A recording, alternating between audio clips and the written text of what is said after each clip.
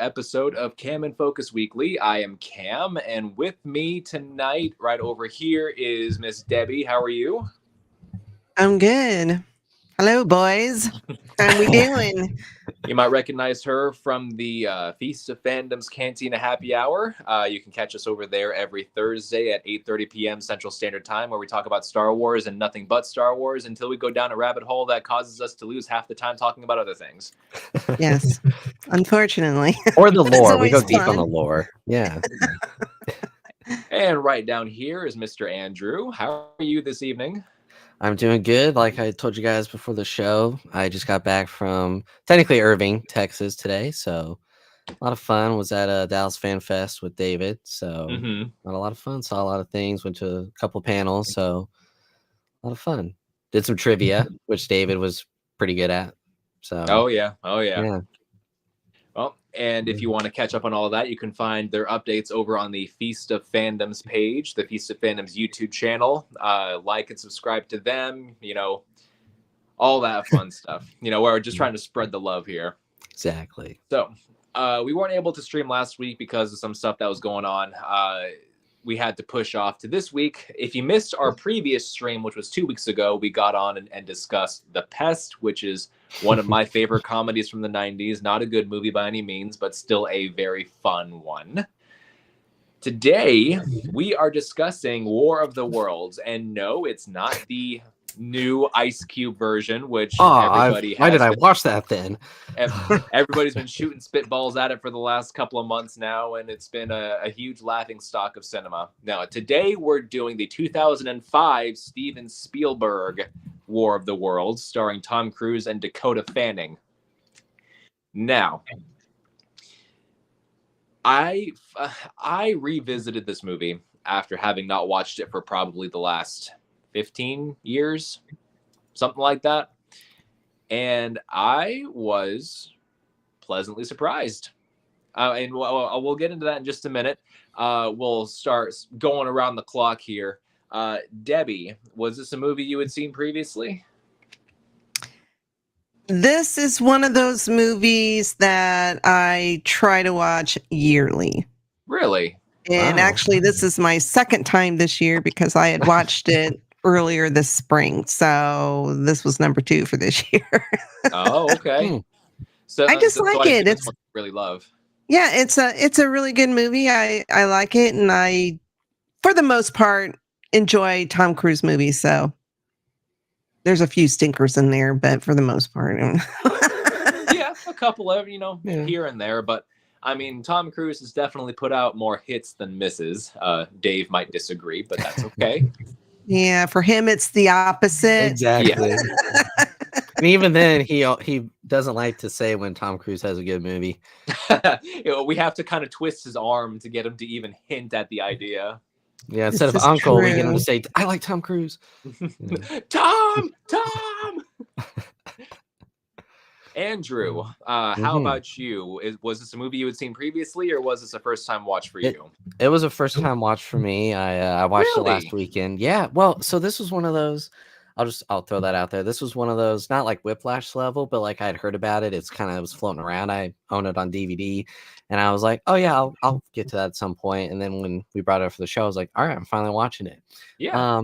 Yeah, I mean, for the most part, I enjoyed it. I have a few kind of issues with it, but nothing of like, oh, this movie sucks. I mean, the first half of the movie is really good. It really had me going. And the second half kind of lost me a little bit, but not too much.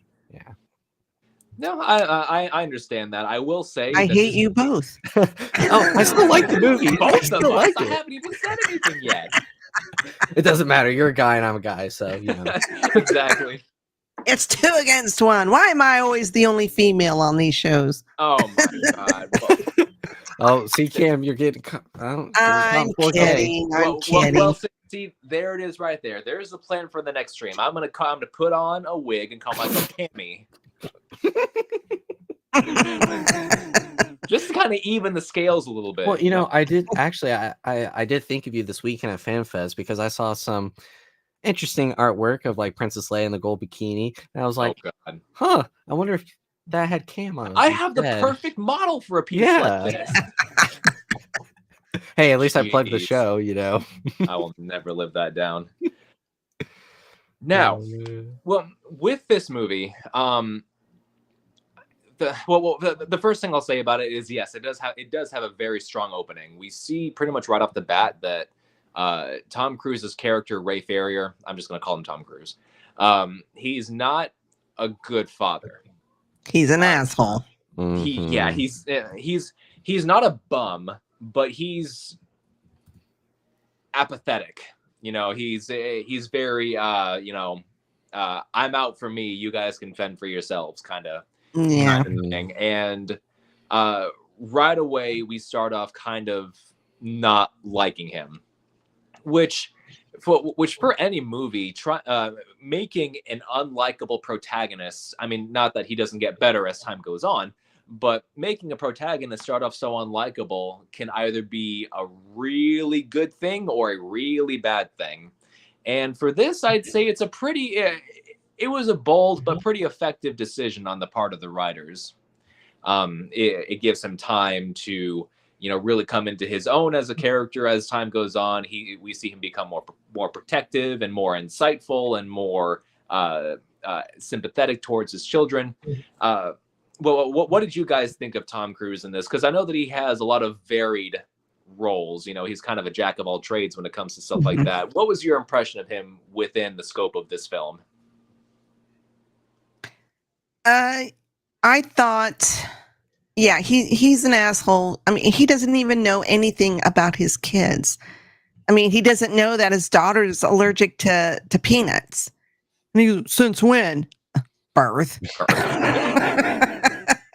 I mean, he knows nothing about him. I get the impression that they show up every weekend or every other weekend, whatever the arrangement is. And like you said before, he just, do what you want. I'm going to go in my bedroom and sleep all day type of person. So yeah, not very likable as a father. And he's very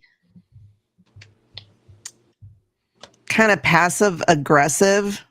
Yeah. At least towards the son. Oh yeah, the son doesn't like him at all. No. Yeah. The son even himself is a little bit of a. And I'll say this: the kids are annoying as. They are. A little bit. Because the daughter's precious. My youngest son was like, when he knew I was watching this, he was like, "Oh God, do I have to listen to her scream throughout the whole movie?" It's like the Babadook. Goodness. Yes. But yeah, he does redeem himself. It takes a while, but he does redeem himself in the second half of the movie. Yeah. So. How about you, Andrew? What did you think of his performance overall, as far as his range, his line delivery, et cetera, because we can think about him within the scope of the character itself, but what did you think of his performance? Oh dang it, I had an answer all prepared for the other question, but all right. No, I'm kidding. Weave it in there somehow. Yeah, no, I'm kidding. No, I mean, I liked it. I wouldn't put this in like Tom Cruise like top 10 performances, but it doesn't need to be good. I mean, he's not likable at all to start. I mean, I was like, oh, this must be what David feels like towards him. I mean, but I will say, and you could defend the son here, but the son wasn't helping. I was almost just as annoyed by the son as I was by Tom Cruise. I was like, you're just not likable at all. There's nothing to like about you. There's nothing like if the droid alien came and struck you down, I'd be like, all right, next scene. Like it's that level of unlikable. Like I'm just like whatever. But then you can actually tell once he starts to spend more time with the kids and they're in these life or death situations, especially later in the movie when his son is like, I want to join the military. You can see he does care about them and he starts to actually try. I think that's. I just wanted to smack him. Yeah, like you could tell he never really tried as a father, and he's trying now. And so yeah, I mean I grew to like him as the movie went along, and yeah. And well, you guys have mentioned the son quite a few times, and so he's played by Justin Chatwin, who, if you don't know who he is, his most famous role is that of Goku in Dragon Ball Evolution, which I doubt you guys are Dragon Ball fans, but Debbie and I do watch parties all the time. Dragon Ball Evolution is very widely considered to be the worst anime adaptation of all time. Is that the one with Elijah Wood? No. Oh wait, no. That's a different movie, man. You might be thinking of Sin City. Yeah. I don't know, but I don't know either. That's why I was asking. Yeah, Dragon Ball Evolution is not a good movie by any metric.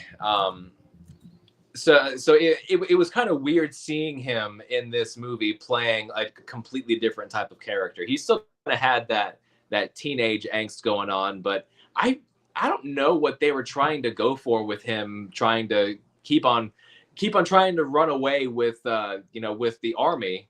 It's like, well, what is this? Why is he doing this? I mean, he says, "Oh, does he think they're going to safety?" No, they're going into the action. Yeah, exactly. It's like, okay, have you ever fired a gun before? You ever been in a firefight? Have you ever studied? I don't have a license. Have you ever been to boot camp? I mean, I mean, he's like, we gotta go and we gotta fight. Well, what the hell are you gonna do? Yeah, Exactly. I mean, in that first, he's gonna talk to the aliens. That's what he'll do. Where he tries to get the convoy to stop for him, and Tom Cruise is like, "Oh, well, what are you gonna do? Bring your 10-year-old sister into war with you?" And I'm like, "Yeah, if someone's thinking rationally, what the hell's going on with this kid?" Yeah. I really, the dynamic between the three, because the son, he was kind of taken after Tom or Ray, as in, he's selfish. He's not even thinking of his little sister. Yeah. Your father doesn't know how to deal with her in her safety space or whatever it was, and didn't even know she was allergic and all this stuff. But yet you're willing to go do whatever with the aliens and leave your poor little 10-year-old sister alone with this guy. Yeah. And it's like, okay, you're acting like your father now. Mm-hmm. To me, it was so. Well, teenagers aren't exactly known for thinking things through, unfortunately. Like when he takes the car at the beginning of the movie, he doesn't have a license. What if he got pulled over? Yeah, exactly. Like, and the funny thing about that scene in particular, and I know it's a science fiction movie, but when there's a storm happening and everyone's walking out of their house, like, oh, look at the storm. When it first starts, I'm like, I just doesn't seem like that would happen until it starts, like the lightning, the pink as lightning starts striking them, Have you not watched No.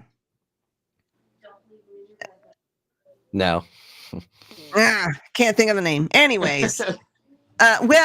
See, I live in Indiana. So when there's a nasty storm coming, tornado could go by the backyard, and you know where I'm at? I'm out on my patio watching it go by. So yes, people do that. It's probably because tornadoes are pretty rare here, so that makes sense. Yeah. Or I'm just stupid. I don't know. Yeah. No. I mean, that makes sense. I'm a redneck from Indiana. It's like middle of the day. I don't know if it's the weekend, but it's like these people should be at work. Like, come on. Well, see, now I'm wondering what movie Debbie was trying to ask us if we had seen, because, based on the information she's given us so far, there is a very good chance that I either have or have not seen it. So, well, I guess it wasn't a storm, but. Still, I loved the detailed breakdown that she gave us of the movie. Is it Will Smith? Will Smith. Oh, Aliens. I Am Legend? No, not I Am Legend. No. Independence Day. Yes, thank you. Oh my God. Well, all the people are out. I mean, granted, there's a ship there, but I'm sure because they showed other shots of the ships pulling in or coming in, and it's just this big old rolling cloud rolling in. Hell yeah, I'm going to be out there looking at it. Now, am I going to go chase it down? No. All these people that when the lightning strikes and everybody's going to go check out the hole. No, get the hell out of there. Well, don't do that. I mean, but first of all, they're people, and people are known for Oh, being yeah. curious. I mean, how many Oh, people yeah. slam on their brakes when they drive by an accident? And That's so, true. and secondly, these are movie people. They never make good decisions. No. And also too, you have the main character protection with Tom Cruise when he's running to get his son where the car is and the light. It's just it's striking everyone like next to him, but not him. You know, it comes out of the but ground right in heat front of him. rays. Yeah. Yeah. Now, see, this is where I've always had a problem with this movie. Aha. She does have a problem with it. Well, because I don't understand the logic of the aliens. Yes. That was Why one of the aren't things. you gathering all the people? Why are you picking and choosing who you're grabbing and then evaporating everybody else? What's the logic? It's possible that they didn't know that they could harvest the blood and stuff of people until after the attack had begun. I mean, not that I'm trying to make excuses for things. I'm sure that there is a logical reason for it, but that's the first thing that I think of. I'll tell you this: it does make a lot more sense when you compare this to the remake, because in the remake, the aliens want to steal all the data in the world. Why? Because I don't know. Because according to that movie, it's the most valuable resource in the world. That's right. And it causes, Never. because all the data is being stolen, it causes all the planes to crash. Oh my God. Oh, geez. Yeah. Never mind things like water, like oxygen, like I know. potatoes. Data. That's the pinnacle. That's the cornerstone around which our world revolves. The whole movie takes place on Ice Cube's computer, so I mean, data's pretty important, So yeah, I was trying to remember have either of you ever watched the original? I have not. No. No, I haven't seen the original. I thought this was the original. No, the original came out, I think, in like the 60s. Oh, okay. I have a VHS tape because this was what my ex-husband's favorite movies. Oh, okay. Yeah, this was his, and we're not talking Tom Cruise, we're talking about the original. Yeah. He really, really, really, really liked that movie. And Debbie really, really, really didn't like that movie, and so no, I'm fine with that movie. I just prefer the Tom Cruise one, but it's been so long since I've seen it, and I don't have a VHS tape player, so I can't pop it in. I guess I could have rented it and then compared the two, but yeah, it just, even when they're trying to get on the ferry.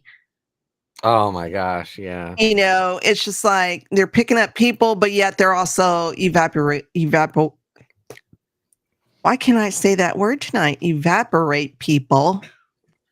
I also love how they have like a limit of how many people can go on there. But I was going to say there's thousands of people out there and like 5 tripods in that area.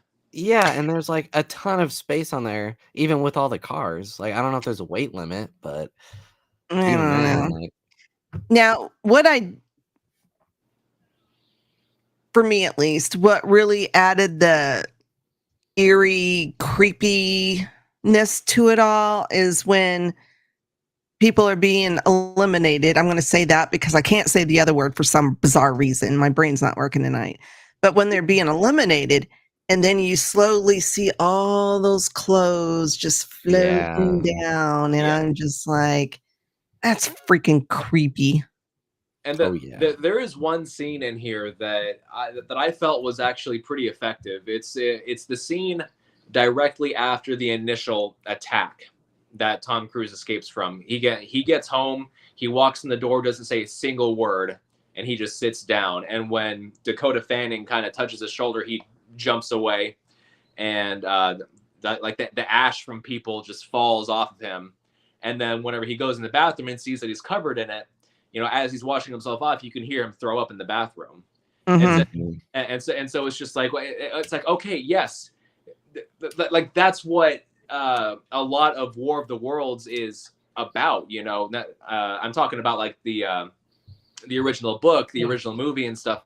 It deals a lot more with human nature and trauma than it does with the aliens themselves. And that's something that I feel carried over into this movie pretty well because we hardly see the aliens at all. Like the Just that one tripods, scene. yeah, the tripods are in like 3 scenes in the movie. And the aliens themselves are in, well, technically 2. There's the first one in the basement of that house, and then there's the second one where the army shoots down that tripod and the alien that's dying falls out a little bit. Right. But yeah, I mean, beyond that, between the tripods and the aliens, they get like a total of 20 minutes of screen time in this hour and 40-minute movie. I mean, that's bold. Well, and like you said, it shows humanity, or it kind of focuses on that and how people react, because a lot of people were being assholes. Oh yeah, like the guy who stole their car. Well, even the whole Tom Cruise stole first. hey, you're not supposed to realize that, you know. Technically, he didn't steal it from someone who was available. I mean, there was no one near the car that he was like, "Get out of here!" Like, there was, I mean, you know, it's like if you found a $1 bill on the ground. Still belonged to somebody, though. True, but in a survival sense, would you not say that they kind of forfeit the item? I mean, oh my god! I'm kidding. Andrew, you're starting to sound like a doomsday prepper.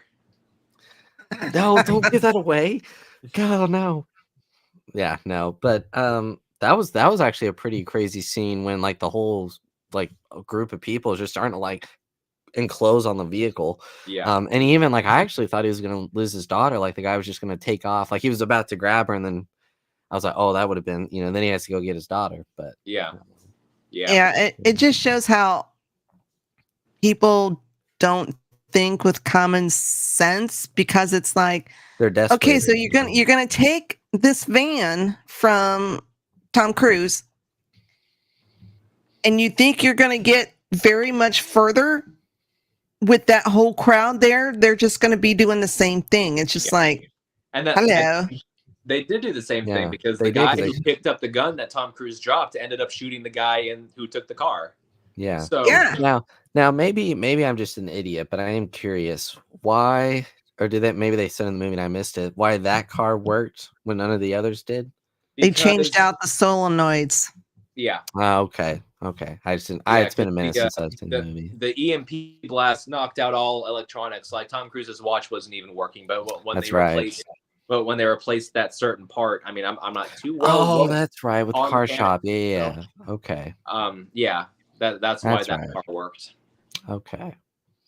Yeah, a friend had that question, so I was asking for him because I knew that. I was just making sure you guys knew. Oh, yeah. Okay. Well, consider the question answered. That's right. Yeah, so that's the answer, buddy. Yeah. All right. Yeah, and we got our traditional Tom Cruise sprinting shot. Of course. I was waiting for it to happen too, because I'm thinking to myself, I can't remember if this movie has one or not. But yeah, it's very short. Yeah, very short. 2/3 of the way through that initial attack in the hometown, you see him doing his sprints, and I'm like, aha, there it is. Now this feels like a Tom Cruise movie. So yeah, they get the car, they start driving. It's and you know, all kinds of shenanigans ensue. The first place they go is Boston, to where they believed. No, it's not Boston. The first place they go. Well, the first place they go to is wherever the kid's mom lives. I don't know if the town is ever stated outright. I know that she went to Boston to be with like their grandparents and stuff. But anyways, yeah, they get there, and I mean, everybody's very clearly distraught. Tom Cruise is trying to act normal. See, this is where the son is annoying. This is where the son's really annoying, because, and this is just the age gap maybe between the siblings, because Ryan Reynolds, Tom Cruise is trying to act normal. I don't know, that came out of left field. Tom Cruise, my brain's fried. Tom Cruise is trying to act normal for his daughter. That's why he's like, don't look, and the son's just like describing everything going on, or being like, you don't have a plan, do you? And it's like, you're not helping the situation here, pal. If you want, we'll just get out of the car. We'll just leave you. You know. Yeah. Like, Like, Yeah, I mean, half the come time I on, was dude. hoping Tom Cruise would just leave him, but teenager. Yeah. Yeah. Yeah, you were one not so long ago, Andrew. Yeah, but at least I'm not anymore, so people can't throw that at me. I haven't been one for near 4 months, 5 months. I don't know. He finally has one chest hair. Yeah, well, we'll Not have to even make that. a It's call just to chocolate. Mrs. Haley and find out what you're really like as a teenager, or what you were like as a I don't teenager. even like to think about that. Like, if I was around me, if teenager me was around current me, I don't think teenager me would see the light of day. Like, it just, good Lord. Yeah, no need to call my mom. No need to call my mom. I'll just answer the phone for her. Well, it's like Ezra Miller talking to himself in the Flash movie. He's like, "Am I really this annoying?" Yeah. Yes, yes, you are. And I love that Tom Cruise is trying to make them peanut butter sandwiches because they couldn't bring any food because he had none. I So love he when he's brings like, condiments instead. Yeah. yeah. A lot of Whenever Philly everybody love. refuses one, he just takes a piece of bread with peanut butter and just lobs it out the window, and it sticks there. I mean, I don't know if that was intentional or not, but it sticks there, and as he's talking, it just slowly slides down. Well, he had an ungodly amount of peanut butter on there. And he It was had to using be at least 2 inches thick. What? Yeah. And he was using like anyone who tried to eat spoon. that would find like their teeth glued together. Yeah. Well, it's because he got a wooden spoon. I mean, they had to have been normal spoons. If he's trying, Who and also spreads peanut butter with a wooden spoon, freaking heathen. Also too, he still has like ash stuff on his hands as he's pulling out the bread and putting like. Maybe the water still worked. I don't know if the water still worked or not, but like, pal, come on. Extra minerals. Yeah. This tastes like Miss Jefferson. Oh God. The next plan of escape that they try to embark on is to reach a ferry, which would carry them across. I'm not sure. You rhymed. What? I said you rhymed because you said ferry and then carry. Oh, well. No, you're a poet. You don't even know it. And honestly, now that's making me think of the movie Carrie, and I'm thinking to myself, no, we're not going to do that. Now, I don't know enough about that movie to have a. It's a classic, but it's not great. I mean, it's very much a product of its time. But they try to get on the ferry, and Tom Cruise runs into, I guess, like his old neighbor or something. I forget who she was to him, but it's a woman and her daughter, and they try to get on the ferry, and Tom Cruise and family gets on, but they get left behind. What happens to them? Who knows? Probably dead. Yeah, we never are told. We're just told that they know each other, like they were friends. I mean, I forget the actual reasoning. I think I'd gotten briefly distracted when they finally met up, but maybe something was stated and I missed it. But yeah, they know each other. Remember, yeah. Suffice to say. And before a bunch of people can get on the ferry, there's still clearly room on there, but the military is keeping them pushed back. More tripods show up and start roasting people again. And I don't know what it is. Every time the tripods are on screen, it feels, maybe it's just Spielberg's directing, but it feels so much more intense than I feel like it has any right to be. Because this movie, I mean, granted, this is a pretty high budget movie. I think the budget was like 130 million. Oh wow! And well, mind you, it grossed like 650 million at the box office. So this was no means a flop. Mm-hmm. Dave would disagree. I'm sorry. Dave would disagree because he says every Tom Cruise movie has flopped. No, it hasn't. That's what I'm saying. I'm like, are you nuts? Maverick made like $2 billion. Yeah, that's. He's biased. He hates Tom Cruise, and I get it, but I'm going based purely off numbers here, and 650 million against of course you'd go off numbers. Budget is like 500%. So I'm not gonna not. Of course, you're good with numbers. Yeah. Now the Debbie fairy. got that. What? What? I'm sorry. I'm very tired today. So whatever you said. I am too. So my jokes are coming out. I said, He said, "Of course you're good with numbers." I really wish that I could think of something witty to say right now, but I mean, he's not wrong. I mean, yeah.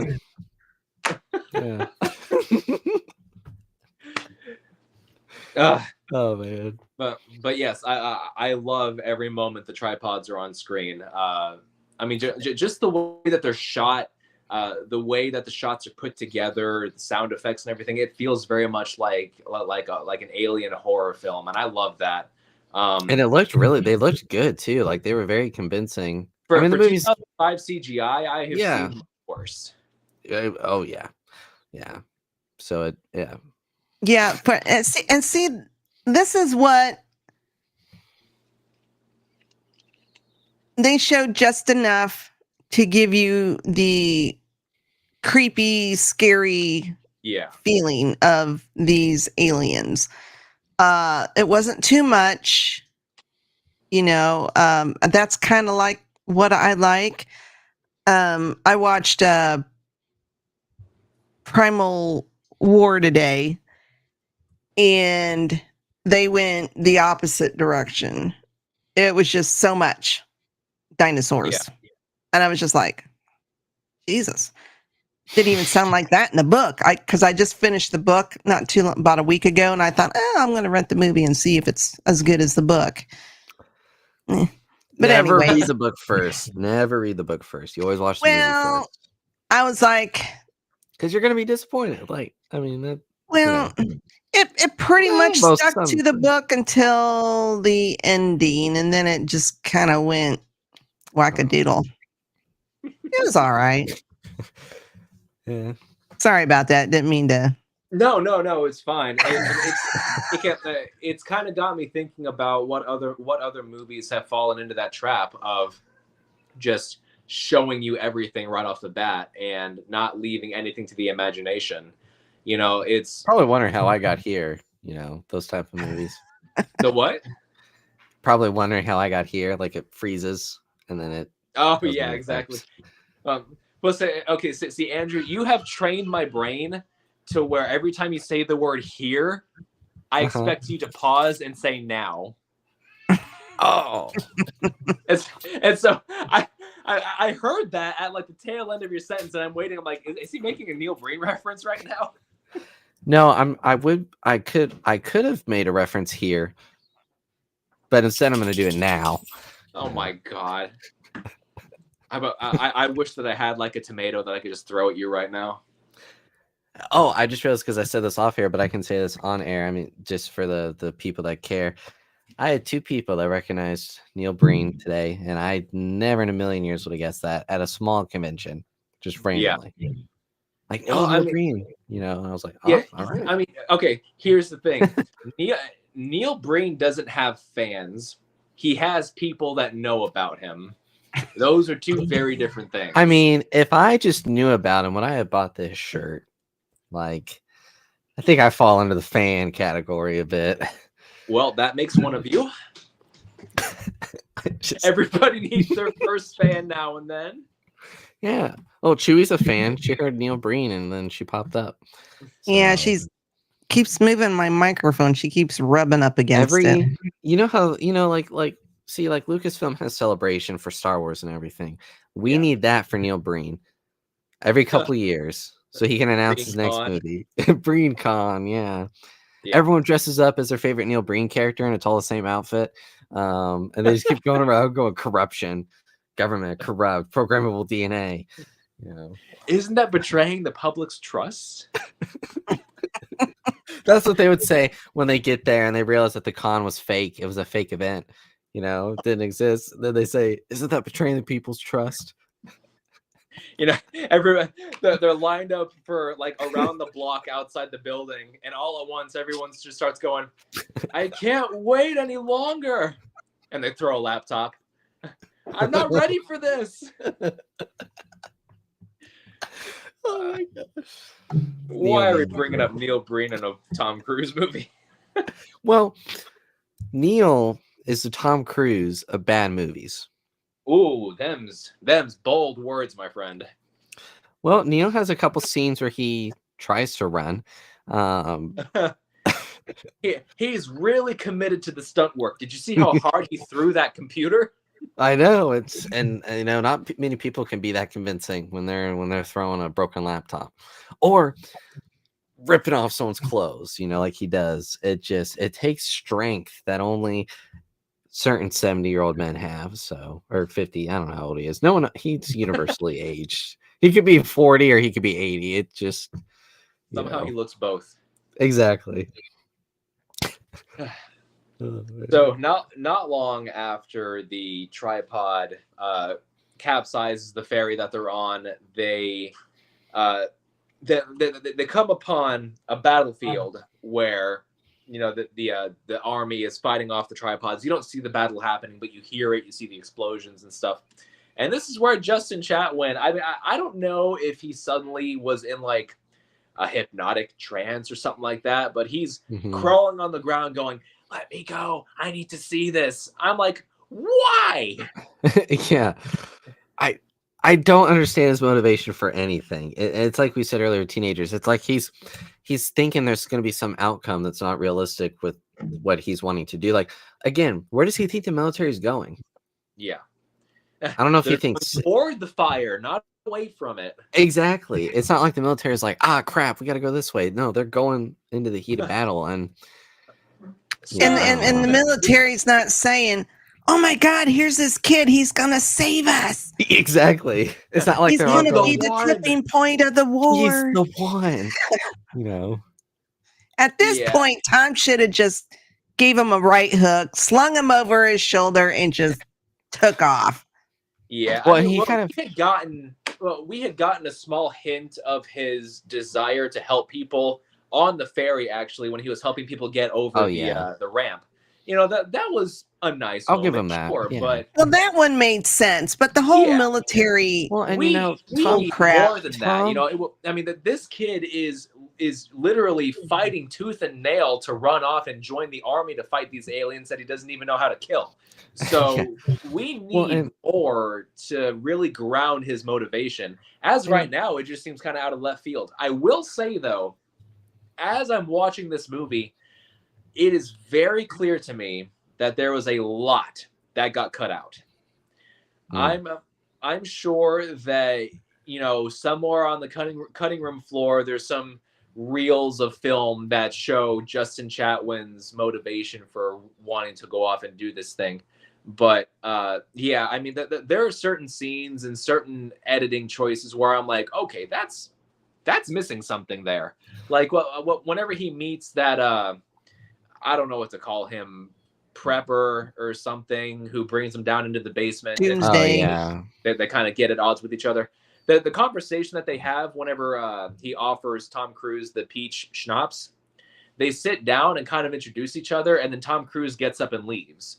And the way that the subsequent shots are put together of him leaving and then the shot prior, it seems like there was at least a minute or so that was cut out.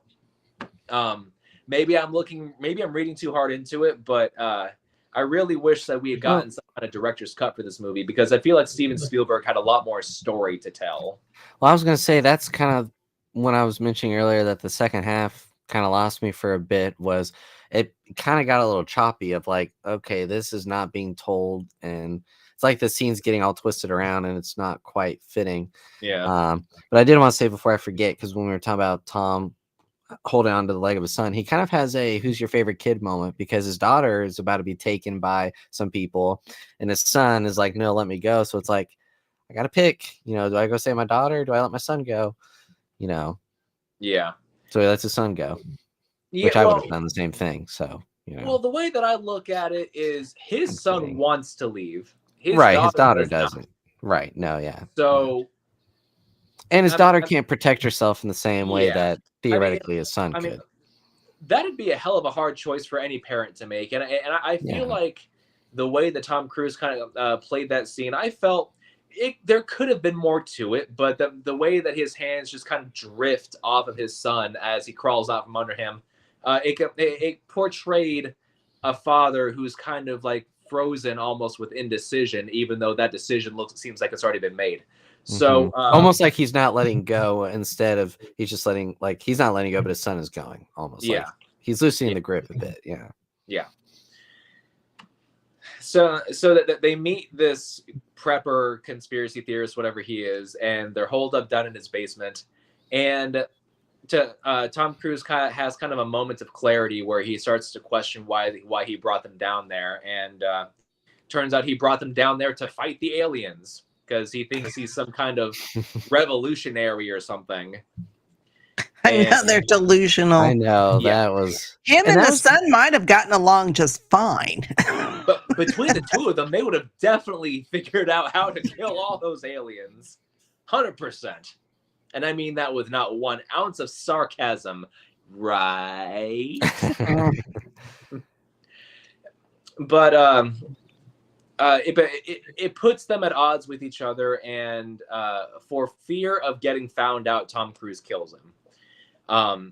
We don't see the fight happen, but we hear it happen outside of Dakota Fanning covering her ears and singing the lullaby to herself. That was a great scene. Effective.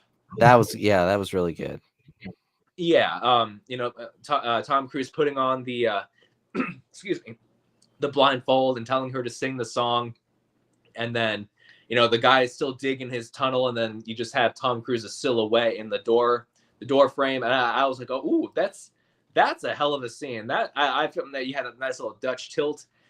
That's one of those scenes where I look at it and I'm like, okay, the director really wanted to make this. Yeah. But after that happens, they have another brush with the surveillance probe that comes down, and before that, we see that the aliens are harvesting human blood to grow weeds. I don't know. See, that was kind of interesting for me. I was kind of like, okay, really? Like that?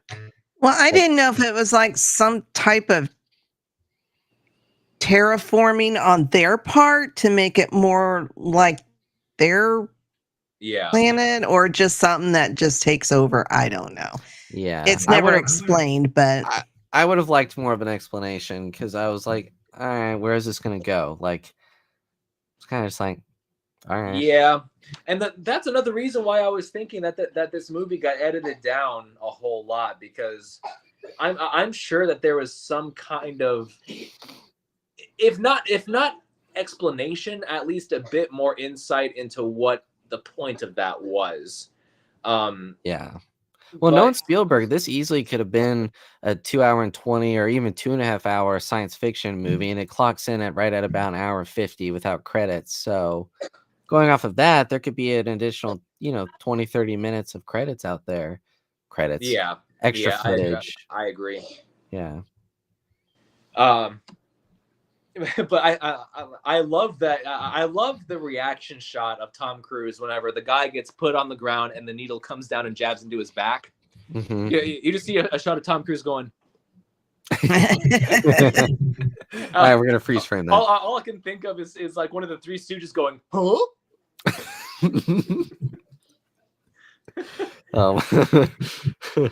But oh my gosh, after that happens and he kills that conspiracy guy, he and Dakota Fanning get taken by the aliens, and through some quick thinking, Tom Cruise detonates some grenades on the inside, which brings down the ship. So those people are able to escape, but and I know that ship had 2 cages. Only one of the cages we saw bust open. So I really hope that the other people in there aren't just like, oh, well, we're screwed. Crap. See you later. Yeah. Wait, don't leave me. Yeah. Oh, man. And then after that, they kind of make a beeline for the end of the movie. We have the scene where the army brings down one more tripod, and then they arrive in Boston, and it's happily ever after. And watching this movie, especially once we reach the end scene, I'm thinking to myself, okay, on the one hand, if Tom Cruise and if all these characters weren't in this movie, the story would change not at all. Yeah, it's like the Indiana Jones and Raiders, Yeah, because the aliens would still show up, the aliens would still reap carnage, but then they would still die from human bacteria. So I can definitely appreciate a movie that has small scale characters and a large scale story. You got characters that may or may not feel consequential to the overarching story.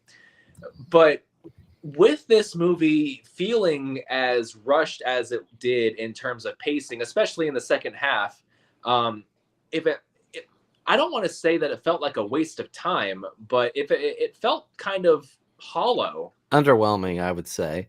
Yeah, because they do a good job. Like I said in the first, I'd even say about hour of really building it up, kind of setting the foundation. Yeah. And then, because when I was watching it, because I had to pause it and it was right at about an hour. And then the last like 45, 50 minutes goes by so fast. I'm like, oh, okay. Yeah. All right. Yeah. They reach Boston, everybody hugs and roll credits. Well, which, whatever, people get a happy ending. That's fine and all. But nobody... Oh, I was going to say that nobody really got an arc, but I mean, Tom Cruise learned how to be a better father. Yeah. So that's something. He reconciled with his son. That's something. But his son became less of a jerk. So yeah. His son did come out and there at the very end, and instead of calling him Ray, he called him Dad. Yeah. Nice little heartwarming moment there. I just feel like the movie as a whole could have done with a bit. What is with all the cats appearing on the show? That's dinner, but I mean, Oh, kitty. I didn't even know you had a cat. I only knew about the snake. Yeah. Well, this is technically my wife's cat. She's the one who decided to get her. Oh, y'all don't consider it both of your cats? No, well, I consider the cat a member of my household, but she's not my cat. Oh, that makes sense. That's just my way of looking at it. No, that makes sense. It wasn't my decision to get the cat.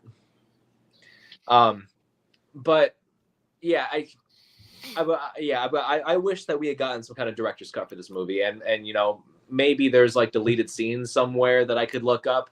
I should have checked if the DVD I have has any special features. I didn't. Yeah, I used to have this movie on DVD too, but I don't recall looking at any deleted scenes or anything. And Andrew, you lied to me the other week. You said that the movie was on Pluto. It is not. It was when I checked. I shared the link. Yeah, I put Pluto on my TV and I'm looking through it. I type in War of the Worlds and I'm like, okay, well, there's that one. There's looks like a straight to TV sequel.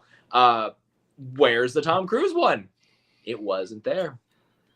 Oh, I shared the link in the chat. I don't know. Maybe it recently got taken off. It could have been. Did you watch it after the change of the month? I watched it today. Oh, well, it's possible it got taken off when it hit October, because I shared it and it was still September. Gotcha. Yeah. Well, so actually, very well might have been. Because I can prove that I shared it in the chat. So I do apologize. I ended up watching it on Paramount Plus, so it was fine. Oh. Okay. That's where I watched it too. Which is weird because guess who owns Pluto TV? Your mom. Who told you? No. It's Paramount. Paramount owns Pluto. Paramount owns Pluto. So but they just merged with Skydance. And you know who owns Skydance? My mom. Oh my gosh. Yeah, after a nice 90 seconds of advertisements, I was able to watch my movie uninterrupted, which was nice. But yeah, I mean, Debbie, I'll say that I probably don't like this movie quite as much as you do. I wouldn't say that this is going to be an every year watch for me, but I will say that I am definitely glad that I revisited this because I'm seeing a lot of qualities in this movie that I didn't really appreciate when I watched it before. Because back then I didn't look at a film with a critical or analytical, viewpoint.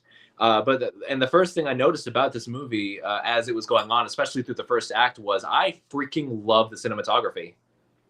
I thought it was outstanding. I forget the name of the director of photography, but it was somebody whose name I didn't recognize. But are you bringing up your Go Gadget IMDb? Yep. Don't give away my secrets. But I'll be curious to know what else that that cinematographer has worked on, because Greg Fraser really good. No, I'm kidding. Was that? I said Greg Fraser.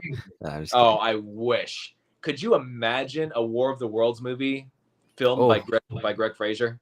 I would. I want that now. I want it so bad. All right, let me pull up full cast and crew. All right, let me scroll down. Oh, okay, come on. Y'all keep talking. It's gonna take. Oh no, never mind. Oh, I cannot pronounce that name. Let's just see what they've done because I can't pronounce that name. I can't. Wait. Okay, it's this guy. Wait a minute. Is it Russian? A Russian name? So he's done cinematography for a ton of Spielberg movies. Schindler's List, Minority Report, Saving Private Ryan, Fabelmans, Ready Player One, Lincoln. Basically, he's done a ton of Spielberg. His name is spelled. Yeah, you see a director that finds a cinematographer that they just really work well with. Yeah. Like Rian Johnson and Steve Yedlin. I mean, most of Rian Johnson's movies were filmed by Steve Yedlin, and I think they work fantastic together. I'll try to pronounce the name. He's a Polish dude by the name of Janusz Kaminski. Bless you. I butchered the first name, but I got the last name pretty good, so I get half credit. Well, yeah, I mean, credit where it's due. Definitely, the cinematography for this movie was really, really exceptional. The performances, for the most part, were decent. I mean, this wasn't Tom Cruise in his A game. Yeah. Supposedly, according to IMDb trivia, Steven Spielberg found Tom Cruise almost insufferable to work with. Interesting. Because haven't they done multiple projects before, though? I'm sorry. Is it just have they worked more than once, or was this only time? Wait, Minority Report, wasn't that directed by Spielberg? I forget who directed Minority Report. But yeah, apparently Tom Cruise was, preaching Scientology and stuff to everybody on set, and it was becoming a huge problem. And Steven Spielberg had said that he will never work with Tom Cruise again, but supposedly that they reconciled like last year or the year before. So yeah, because Spielberg praised him when Top Gun Maverick came out for saving movies. Exactly. Yeah, so, I think they both were at the red carpet event, and they kind of came to terms at that time. Maybe they got to a point where they can be in the same room together. Yeah. Or maybe he just said, I like working with you, but you got to leave your religious crap when you walk in the door. Yeah. And Tom Cruise is a very high-ranking member of the Church of Scientology, and supposedly he's not very public with that stuff anymore. But I do think he is still very active in that community. And I'll be honest, I don't get it. I mean, as far as personal philosophy, I certainly believe in some things that other people might find outlandish, but Scientology just kind of takes the cake. Yeah, well, I've said it before. I enjoy Tom as a movie person. Yeah. But his personal life, I absolutely hate. I hate it. Sketchy at best. Yeah. When a religion says if you get divorced or whatever, you can't talk to your kids anymore.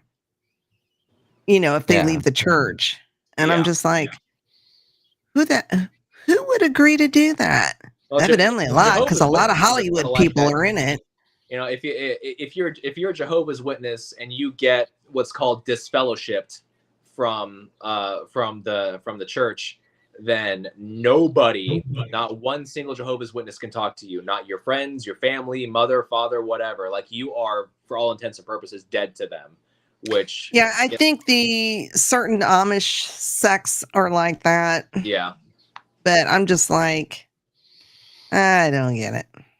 Yeah. And it's a weird religion or whatever it is. Up in Pennsylvania, who they're not Amish, they're not Mennonite. I forget exactly what the word is for them, but yeah, all the women have to have their hair in a bun.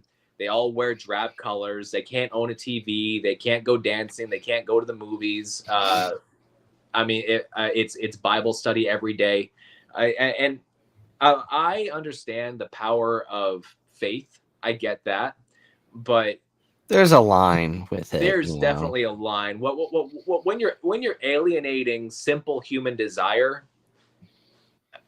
things like enjoy music, things like dance, things like wear a flamboyant shirt every now and then. I mean, that's a little gay. That's a little silly to me, but that's not. Well, and even the concept of alienating someone, like, why can't you just agree to disagree? Like, I wish. Yeah, I don't know. I grew up in some of my high school years, further north of where I am now. It was considered Amish country. Mm-hmm. Like Amish paradise. Yeah. But they were all very nice. And I mean, they're, named Jebediah, Obadiah, Zechariah. If there was some hard-working people, if you they get are Amish guys together, they'll have a house built in 2 days. Oh, I know. I'm like, I wish I could do construction down here. Good Lord, it takes 40 years. And that house could withstand an atomic bomb. I don't know how they do it.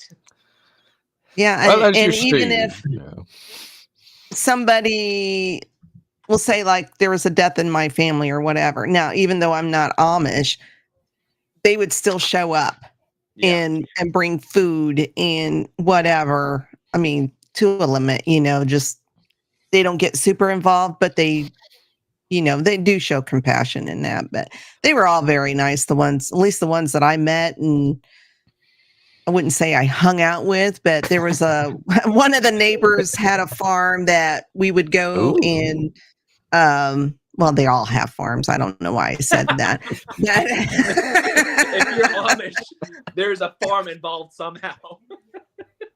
But, we would go over. I don't remember why we would go over every so often and, I don't know, help them with something or whatever. I don't know. I don't remember, but yeah, very nice. I don't know what sect they were. Maybe they were the more friendlier types. I don't know. Well, I always tell people that I'm not Amish, but I am ish. Oh my God. Get out. I think it's Andrew's bedtime right now. Andrew's been up a long time. He's at FanFest, so you just need to go to bed. That's what it is. On that note, we can go ahead and call it here. We've just about hit an hour. Does anybody talking about Amish people thoughts about the movie? I'll start with you, Debbie. I find it enjoyable. Like I said, I for the most part, I really love Tom Cruise movies. There's always action. There's always something going on. I enjoy it. Like I said, if it pops up on Netflix or if I'm in the mood, I'll go look for it on Paramount Plus and I'll watch it. Usually yearly. So yeah, that's just me. It's probably one of my top favorite movies. There you go. And I have a lot of top favorite movies. I was gonna say it ranks somewhere in my top 200. Exactly. That's pretty much how I feel. So That's my new That's my new rating system. Is it Lawrence of Arabia good, or is it in Debbie's top favorites good? That's how I determine levels of good. We're just scrolling through Debbie's list of favorite movies, and we finally come to number 200. Time Cop. Oh my god. Probably a good thing I don't have lettered box or something, because people would be very confused. Like, why does she have 500 absolute favorite movies? No, Cam, I'll do you one better. You scroll to the end, and it's Attack Force. Yeah, right. Every movie is given 5 stars, and we reach Attack Force, and she's given 4.5 stars. She's like, I didn't like the ending. It just, I'd probably give this. I'd probably give this 4 stars. Okay. I enjoy it. I like watching it. How about you, Andrew? Any final thoughts about it? What did you think since this week watch? I'm kind of in the same boat as you. I enjoyed it overall. I had a couple issues with it, but not enough to like write it off. Don't know how often I'll rewatch it. I mean, maybe if I see it playing on TV, I'm like, oh yeah, have it on in the background. But an enjoyable watch nonetheless. Yeah. I own it as a double feature with Minority Report, so I probably need to watch that too. Oh yeah, there you go. Don't ask me why I haven't watched it. All right, there's a lot of movies I've seen and I haven't seen, so we'll just leave it at that. But a good movie, good fun movie, and I don't really have much to add other than that. Yeah, there you go. All right. Well, do we have any shameless plugs this week? I know that we have a bunch of Feast of Fandom stuff. Debbie, what's going on? Mondays, over on MCU Monday, we're starting season 2 of Jessica Jones. Nice. Thursdays, we are on, I think it's episode 6, season 2 of Clone Wars, season 5, or I mean, Jesus. Episode 5. I seen the 5. You threw me off, Andrew. Okay. I don't think it's my bedtime. I'm a boomer. Don't confuse me. Okay. Season 2, episode 5 of Clone Wars. Jerk. That's what I do best. Yeah. Any shameless plugs? What have you got going on days? This coming Saturday night, I'll join Spencer on his YouTube channel, The Dingus Den, and we will do our final review for Peacemaker Season 2. We'll be doing episodes 7 and 8 because both him and I were out of town this Saturday, so we did not do a show. It was good. I need to watch the new episode. I haven't watched it. That's why I haven't said anything, but it was good. Yeah, I wasn't going to watch it in the hotel because, I don't know. It's hard to watch things in hotels for some reason. I don't know what it's like. I can't focus. Well, but Cam, you're supposed to always be in focus. All right, that's the name of the show. Okay, that was bad. I didn't take my laptop, so I wasn't gonna watch on my phone. But Debbie, did you say the Sith Dominion, or do you want me to say that? No, I did not. Go ahead. Okay, I just didn't want to repeat it, and y'all look at me like, what the heck, dude? This Tuesday, the Sith Dominion returns for the first time. It's close to 2 months. About a month. Yeah, a couple months. Yeah, it's been a while, so we are returning. It's probably going to be just a whatever episode, just whatever topic comes up. I'm guessing. And then there's the topic of why didn't Kenobi train Luke? I don't know what Dana was on when he made that topic because I was like, yeah, wasn't that obvious in Kenobi? Nonetheless, well, if you go back to the old expanded universe, the answer is clearly there. That's true. So we should all 5 be on, so that'll be a lot of fun. And that's all I got. All right. Well, next week we're going to be coming back for Cam and Focus on Sunday, 8 p.m. Central Standard Time to discuss one of my favorites. We're doing Whiplash. I am so excited for that.